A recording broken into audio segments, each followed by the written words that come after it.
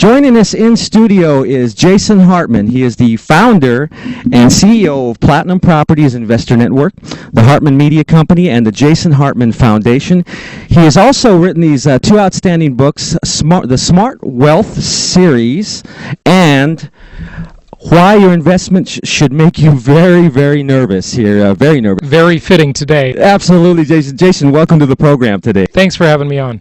Let's, for our viewing audience, give them a little background about yourself, how you started in this industry, and we'll get into the great questions here. Sure. Basically, in the 80s, when I was in college, I decided I wanted to be a real estate investor, and it seemed like the surest way to financial success and security. And so I got my real estate license while I was in college, and I just started kind of tinkering around with it part-time. Did very well. And then, fast forward 12 years up to 1997, when I purchased a failing real estate company, turned it around, and then later sold it to Coldwell Banker.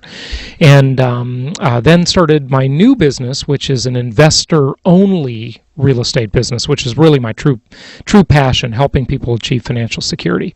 Especially now, these really difficult economic times that our country is going through right now. No question about it. We are in some very troubling times. Well, let's talk about the bad news first, I believe we're going to talk about. Tell us what's going on in the real estate market and finances here in not only LA, but the country. Yeah. Well, first of all, Ray, as we talked about before you started the show, all real estate is local.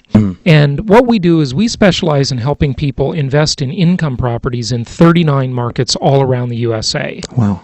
And as California's market is a disaster, and unfortunately I think we've got another decline here of about 10 to 15% in price ahead of us, and we've already seen significant declines.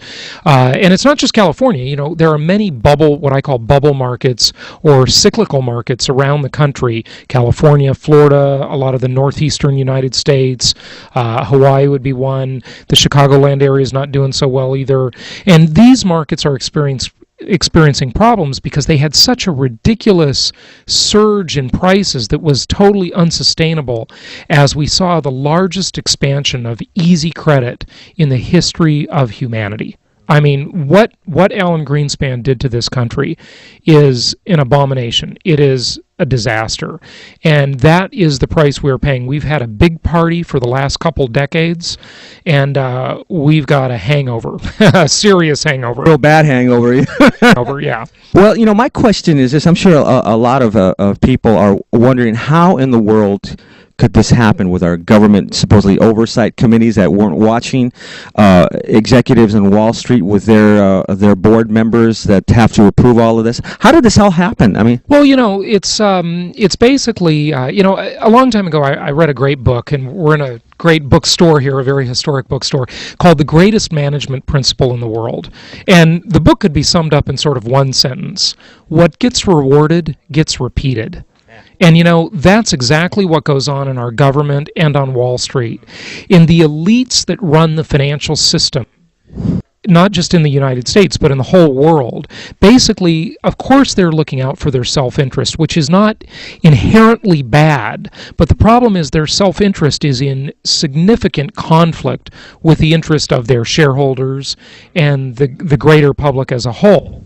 And so what we've seen over the last several years especially is we have seen trillions of dollars move out of the hands of the middle class into the hands of the government and the Wall Street elite. Mm-hmm. And it is, it's a very bad thing that has happened. And we as citizens need to pay attention. We need to stop worrying about these small matters like being, we just had an election, so here's a good example, being good Democrats or good Republicans. The fact is, both sides of the aisle can be blamed incessantly for what's going on. I mean, they are both co-conspirators in taking money away from the middle class and resources away from the middle class. It has been victimized very badly. Mm-hmm. And we need to, first of all, the first step to solving the problem is awareness of what is going on.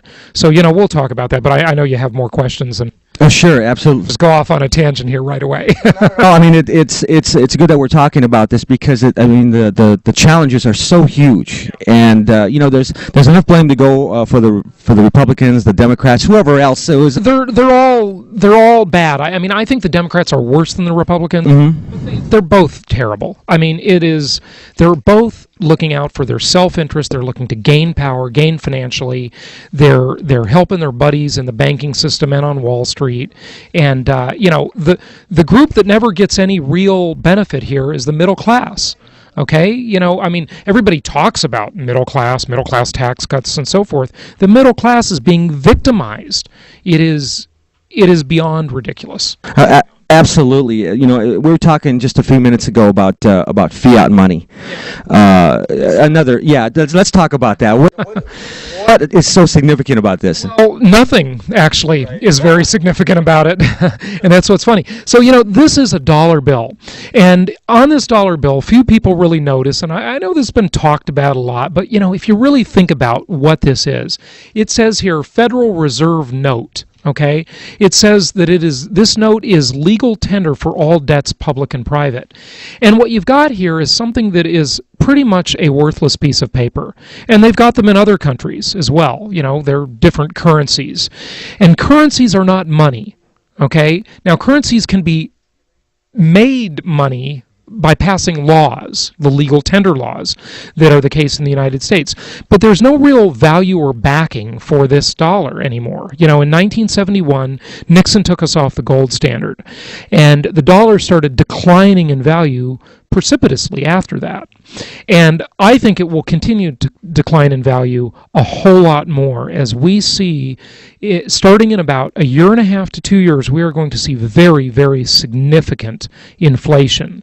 The Treasury Department conspiring with the Federal Reserve and the rest of the politicians who just want to give money away to people to buy their votes. Okay, and no one asks themselves, no one seems to think, Ray, where does this money come from? It just comes out of thin air. That's where it comes from. Okay, and so as they do this, the metaphor we use is turn on the printing press, create more fake money, more fiat money, if you will. Fiat just means by authority or by decree. Okay, so it's valuable because the government says it is, right?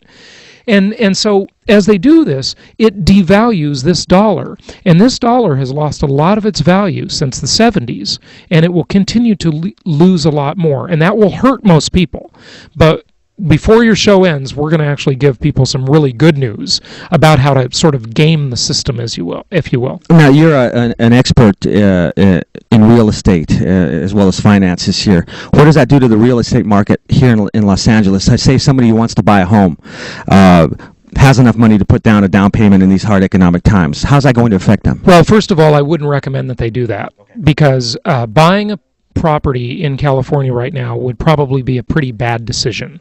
I can say with almost absolute certainty. Now, like I think it was Ben Franklin who said, nothing is guaranteed but death and taxes. Right. Okay, I can say with almost total certainty that the market will continue to decline here in most of California, if not all. And the same goes for Arizona, Nevada, probably Oregon, many areas of Oregon, and then Florida and the other bubble markets we mentioned earlier in the northeastern U.S. and so forth.